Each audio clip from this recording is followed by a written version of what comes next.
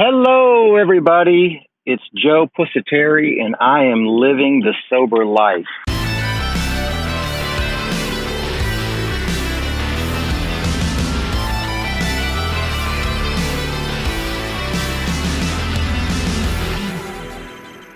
After the fourth column of the resentment inventory, then you move on to what is called the fear inventory.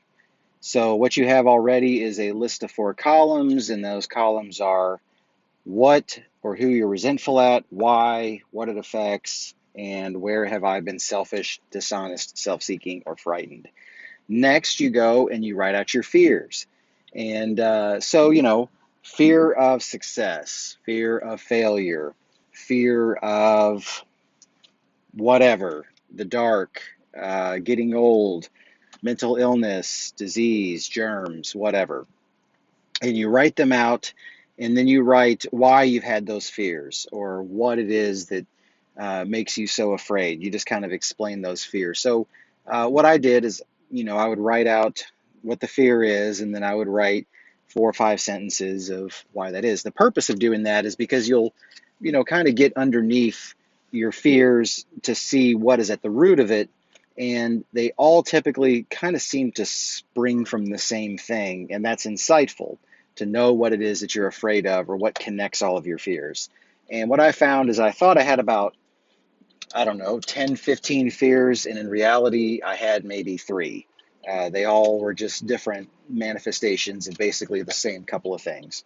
Then you do what is called a sex inventory, which is a little bit of an unfortunate name because in reality, it's just a relationship inventory.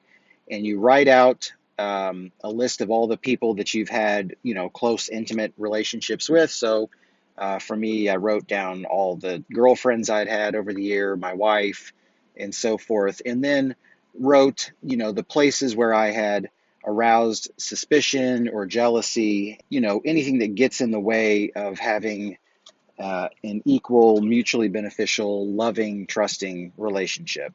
And that is also illuminating because it helps uncover and helps me to see where I've been dysfunctional in relationships. And like all other parts of the inventory, there seems to be lots of patterns. You will discover a lot of similarities in all of your relationships. And that's important because if you don't want to keep having the same relationship over and over and over and over again, or if you don't want to be stuck in a rut in one particular relationship, if you're married or something, then it's important to kind of uncover what it is that we do to get stuck so that we can get unstuck. All right, that is the fourth step. And when you have those three things, the hardest one or the most time consuming, and like I said, it's really not that time consuming once you cut out all the procrastination.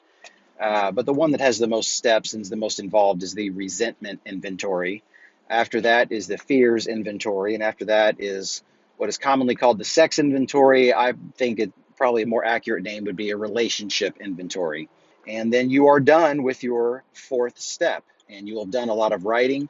What I want to say about the fourth step, just, if you're in 12-step recovery, you have a sponsor, and a sponsor gives you invaluable direction. And there are plenty of wrong ways, in my opinion, to do the fourth step, there's plenty of unhelpful ways, but there are a variety of right ways. So there's not just one right way. There's a variety of ways that people's experience proves the fourth step can be effective. So follow the instruction of your sponsor would be kind of the overall piece of advice that I would give. Also, go to your sponsor when you get stuck, and they will help you get unstuck, typically if they've been through this process themselves. Also, this is sensitive, confidential, potentially harmful information. So protect it with your life.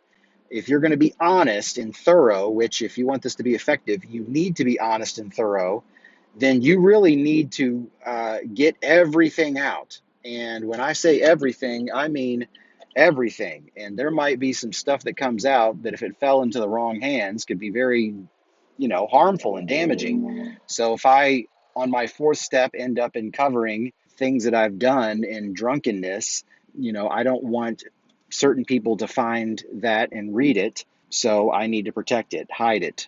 Um, when I mean hide it, like don't hide that you're doing a four step, I guess, from the people that you love, but you protect it. You don't let it fall into people's hands who are going to read it and be harmed or misunderstand. So that's very, very important. And that is all.